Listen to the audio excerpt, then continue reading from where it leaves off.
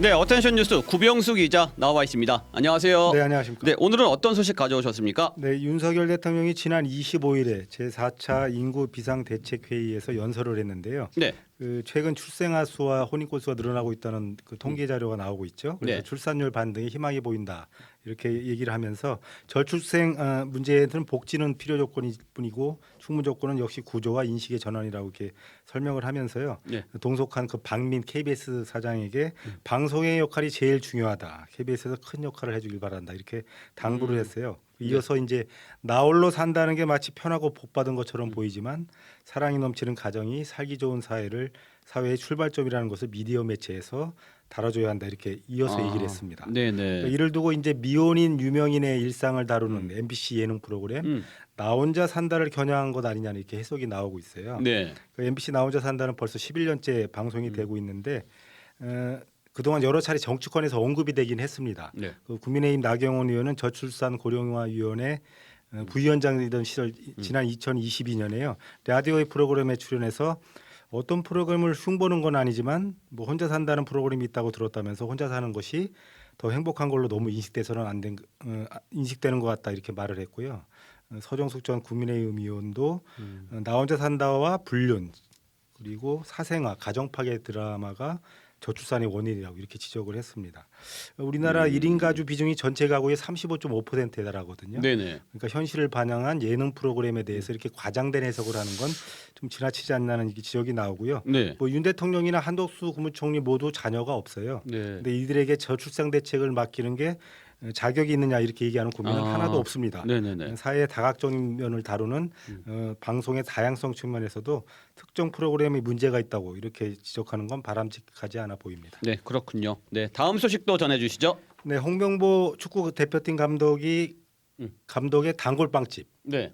이게 지금 악플과 평점 테러를 당하고 있다 이런 소식이 들려오고 있습니다. 악플이요. 네, 그렇습니다. 지난 24일 국회 문화체육관광위원회가 열렸죠. 그때 네. 이제 대표팀 감독 선임 과정에 대한 문제점을 짚어보기 열렸는데 그때 이제 정몽규 대한축구협회장과 홍명보 감독 그리고 이임생 대한축구협회 기술이사가 참석을 했어요. 네. 근데 이 자리에서 이임생 이사가 감독 면접을 위해 지난 7월 초에 홍명보 감독 자택 근처에 찾았다면서 홍명보 감독이 자주 가는 빵집이다 이렇게 얘기를 했고요. 오후 11시부터 오전 1시까지 만나 대화할 수 있었다 이렇게 말을 했고요. 네. 홍 감독도 여기에 대해서 뭐 저희 집에서 5분 정도 떨어진 집이다 이렇게 얘기를 했고 아무것도 안 먹고 장소만 좀 제공해 달라고 했다. 부연 설명을 하면서 이 과정에서 이제 빵집 이름이 공개가 됐어요. 아, 네. 빵집 이름이 공개된 이후에 이제 이 빵집의 SNS, 네이버 리뷰, 뭐 카카오맵 등에서 악플과 악플 편집 평점 테러가 쏟아진 겁니다. 네. 빵집을 운영한 A 씨는 악플로 인한 피해를 호소하고 나섰는데요. 언론 인터뷰에서 축구랑 아무 관련이 없는 영세한 자영업자다. 8평짜리 매장의 조그만 동네 빵집인데 안 좋은 리뷰가 쏟아지고 있어서 영업에 큰 지장을 받고 있다 이렇게 토로를 했습니다. 네. 물론 이제 감독이랑 홍명보 감독이랑 좋은 관계긴 하지만 특별한 이해관계가 있거나 네. 전혀 그런 것은 아니고 자주 찾아와 주시고 인사도 하고 그러나 축구계와 전혀 관련 없는 장소다 이렇게 강조를 했는데요. 네. 감독 선임 과정에서 빵집 사장님이 영향력을 행사한 건 아니잖아요. 그렇죠. 그러니까 일부 축구 팬들의 별점 테러나 악의적인 대가로 너무 나간 것 같습니다. 국대 감독이 찾는 빵집이라면 기다리는 손님들이 뭐 장사진을 이뤄야 되는 이런 느낌이 오는 것 같은데 왜 이런 날벼락을 맞은 거죠. 그러게요. 돌을 던질 곳은 빵집이 아닙니다. 네, 축구 팬 여러분 흥분을 좀 가라앉혀 주시기 바랍니다. 네, 다음 소식도 전해 주시죠. 네, 요즘 전 세계 스포츠 가운데 가장 뜨거운 선수죠. 오타니 쇼헤이. 아, 네. 근데 오타니 쇼헤이의 50번째 홈런볼 50 네. 50 홈런과 50도루에 달성한 50 홈런볼이 경매에 붙여졌는데 이를 중지해달라는 소송이 제기가 됐습니다. 네. 그 스포츠 전문 매체인 ESPN에 따르면요, 50번째 홈런볼의 합법적인 소유자라고 주장하는 한 팬이 나타났어요. 그래서 홈런볼 경매를 중단시켜달라고 민사 소송을 낸 건데요.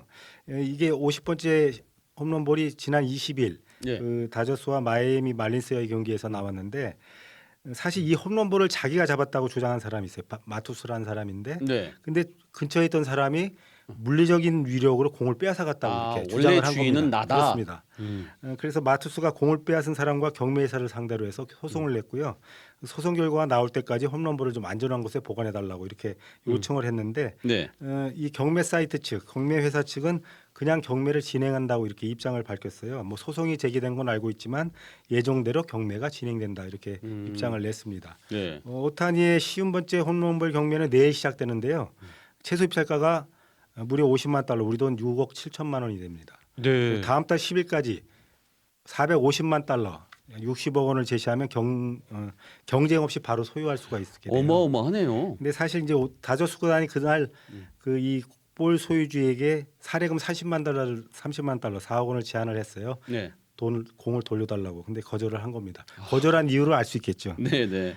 기네스북 홈페이지에 따르면 지금까지 가장 경매에서 비싸게 팔린 홈런볼이 1998년에 마크 맥과이어가 친 시즌 70호 공격이라고 하는데요. 네. 40억 8천만 원에 판매가 됐다고 합니다. 야.